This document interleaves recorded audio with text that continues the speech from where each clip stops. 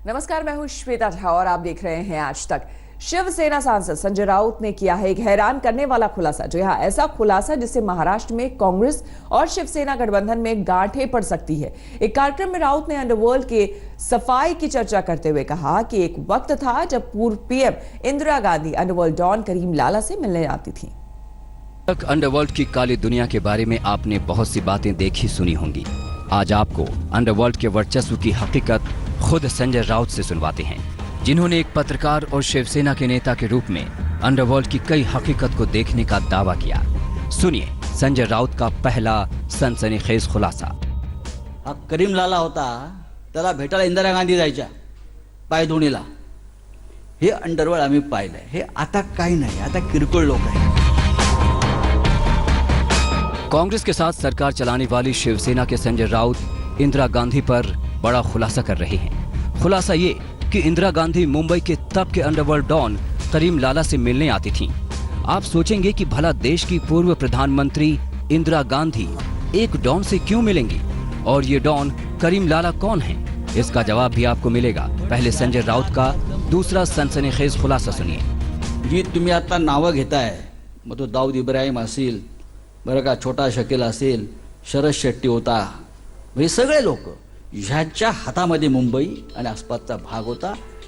ते ठरवायचे मुंबईत काय होणार, पोलीस कमिशनर कोण होणार, मंत्रालयात कोण बसणार। हाजी मस्तान जेव्हा मंत्रालयात जायचं तो अख्खं मंत्रालय त्याला घ्यायला खाली यायचं मी पाहिलेलं आहे। अंडरवर्ल्ड और सरकार के कनेक्शन पर संजय राउत बड़े खुलासे कर रहे हैं। उनका दावा है कि एक वक्त ऐसा भी था जब मंत्री से लेकर संतरी तक सब अंडरवर्ल्ड से तय होता था। ये दौर 1966 से 1989 के बीच का था। संजय राउत का ये भी दावा है कि वो दाऊद इब्राहिम तक को धमका चुके हैं। मी दाऊद इब्राहिम पासून सगळ्यांचे फोटो सेशन गेलेले आहेत। दाऊद इब्राहिमला पाहिलेले, त्याच्याशी बोललेले फार कमी लोक देशामध्ये। मी त्याला पाहिलेलं आहे, त्याच्याशी बोललो आहे अनेकदा, त्याला दम सुद्धा दिलाय। बघा हे, पण तो काळ वेगळा होता। संजय राउत जिस डॉन करीम लाला और इंदिरा गांधी की मुलाकात की बात कर रहे हैं, उसका पूरा नाम अब्दुल करीम शेर खान था। कहते हैं लंबे समय तक करीम लाला का मुंबई के अंडरवर्ल्ड पर राज चलता था। जानकार करीम लाला को ही मुंबई का पहला डॉन मानते हैं। 90 की उम्र में साल 2002 में करीम लाला की मौत कि इंदिरा गांधी और करीम लाला की मुलाकात से जुड़ा संजय राउत का खुलासा कांग्रेस के गले आसानी से नहीं उतरेगा। संजय राउत का खुलासा गठबंधन की सेहत के लिए हानिकारक न बन जाए। पंकज खेलकर, पुणे आज। नागरिकता संशोधन कानून के खिलाफ चल रहे प्रदर्शन से कश्मीर का क्या कनेक्शन? जी हां, प्रदर्शन में फ्री कश्मीर के पोस्टर और आजादी के नारों की वजह से ही ये सवाल पिछले कुछ समय से लगातार पूछा जा रहा है। अब जेएनयू छात्र संघ अध्यक्ष आयशी घोष ने कहा है कि बगैर कश्मीर को चर्चा में लाए हम ये लड़ाई नहीं जीत सकते। संशोधन कानून और एनआरसी के खिलाफ विरोध प्रदर्शन में फ्री कश्मीर के इन पोस्टरों का विवाद अभी ठंडा भी नहीं पड़ा था कि जेएनयू छात्र संघ के अध्यक्ष आयशी घोष ने सीएए के खिलाफ जंग को कश्मीर से जोड़कर नए विवाद की पटकथा लिख दी। सुनिए आयशी ने क्या कहा। इस लड़ाई में कहीं ना कहीं हम कश्मीर को पीछा और उनका बात नहीं भूल सकते। उनके साथ जो हो रहा है कहीं ना कहीं वही से इस सरकार ने शुरू किया था कि हमारे संविधान को कहीं ना कहीं हमसे छीना जाए। अपने बयान में कश्मीर का जिक्र कर आयशी घोष ने नए विवाद को चिंगारी दे दी है। आयशी घोष का कहना है कि कश्मीर से ही सरकार ने संविधान के उल्लंघन की शुरुआत की थी, इसलिए सीएए एनआरसी के खिलाफ लड़ाई के साथ कश्मीर के हक की लड़ाई भी लड़नी होगी। उनको अलग करते हुए हम अपना आंदोलन को कभी नहीं जीत सकते। तो हर एक आंदोलन में कश्मीर के उन सारे तमाम साथियों को याद किया जाए जो आज भी अपने लड़ाई के लिए, अपने हक के लिए लड़ रहे हैं। आयशी के बयान पर घमासान होना तय है। दिल्ली से जारी आंदोलन में कश्मीर का तड़का लगाकर आयशी घोष ने विरोधियों को हमले का नया हथियार दे दिया है। बुधवार को आयशी घोष ने जामिया जाकर मोर्चा संभाला। बदले हालात में आज वो अपने साथियों के साथ जेएनयू में जारी आंदोलन पर फैसला लेंगी। आगे क्या होगा इस पर छात्र संघ बात करेगा। इसी बीच कल दिल्ली पुलिस ने 5 जनवरी को जेएनयू में हिंसा पर जेएनयू छात्र डोलन सामंत से पूछताछ की। 1 घंटे तक सवाल जवाब चले। जो स्टेटमेंट था कि 3 तारीख को मैं कहाँ थी, 4 तारीख को मैं कहाँ थी, 5 तारीख को क्या क्या हुआ, उसको लेके थोड़े क्वेश्चंस। मेरा जो वीडियो है, जो मेरा फ़ोटो सर्कुलेट दिल्ली पुलिस ने किया, वो कहाँ का है और उस इंसिडेंट में क्या हुआ, इन्हीं सबको लेके क्वेश्चंस। जेएनयू में फीस बढ़ोतरी से लेकर शुरू हुआ आंदोलन हिंसा और मारपीट के साथ कई विवादों में घिरा। ये आंदोलन कब तक चलेगा, इस पर आज फैसला होगा।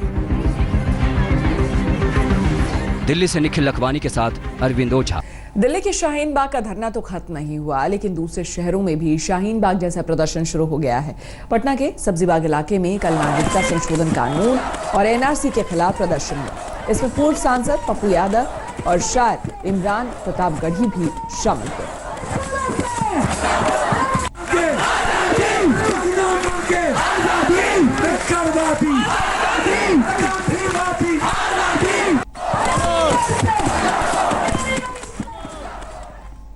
रुक करेंगे अगली खबर का और अब आपको सेना के जवानों की जाबाजी का वो वीडियो दिखाते हैं जिसमें एक शख्स को मौत के मुंह से खींच लाया गया।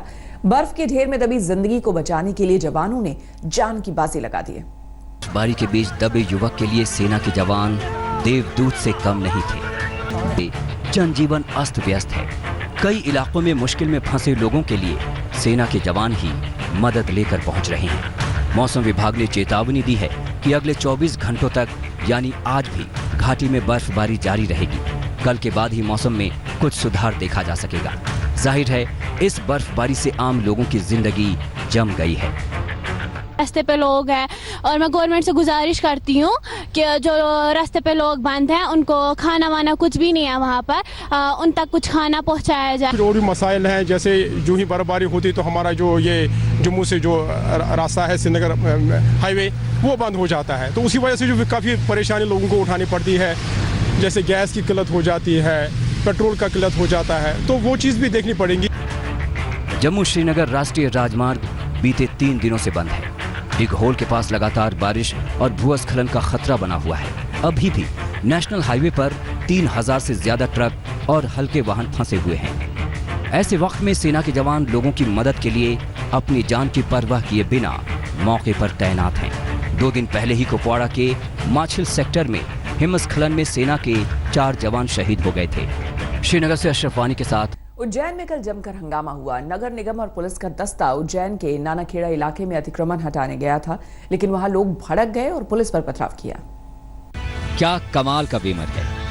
लंबा रनअप और फिर गोली की रफ्तार से छूटती।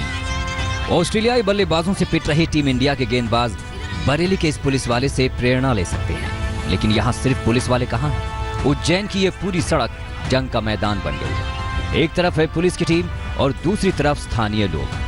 एक दूसरे पर ईंट फेंकी जा रही है, डंडे भी बरसाए जा रहे हैं। जिसके हाथ में जो आ रहा वही दूसरे खेमे पर फेंक रहा है। पूरा हंगामा बरपा है अवैध अतिक्रमण हटाने की वजह से। बताया जाता है कि नगर निगम और पुलिस की टीम उज्जैन नानाखेड़ा थाना क्षेत्र के त्रिवेणी स्थित सेतु निगम की जमीन पर बनी अवैध कॉलोनी खाली कराने गई थी। अतिक्रमण हटाओ दस्ते ने कई निर्माणों को जेसीबी मशीन से तोड़ दिया। उसी दौरान वहां रह रहे लोग उग्र हो गए और पुलिस पर ईंट पत्थर से हमला करने लगे, जिसका पुलिस ने भी भरपूर जवाब दिया। इस पथराव में पुलिस की 2 गाड़ियों और जेसीबी मशीनों को खासा नुकसान पहुंचा है। जब कार्रवाई शुरू हो चुकी थी उसके 1 घंटे बाद जो है कुछ लोगों ने इसमें पथराव किया और कार्य में बाधा पहुंचाई। उन लोगों के वहाँ से खदेड़ के उनको हटाया गया। कुछ जो जेसीबी हैं और कुछ गाड़ियाँ हैं उनमें तोड़फोड़ की उन्होंने। मतलब है कि जमीन खाली कराने का आदेश हाई कोर्ट का है और कोर्ट ने 17 जनवरी तक जमीन खाली कराने का आदेश दिया था। अब देखना दिलचस्प होगा कि इस बवाल के बाद नगर निगम और पुलिस की टीम क्या एक्शन लेती है। संदीप कुलश्रेष्ठ, उज्जैन आज तक। हम रुकेंगे एक छोटे से ब्रेक के लिए, बने रहे हमारे साथ। लेटेस्ट खबरों के लिए यूं ही देखते रहिए आज तक, और इस वीडियो के पसंद आने पर लाइक, शेयर और सब्सक्राइब करना ना भूलें।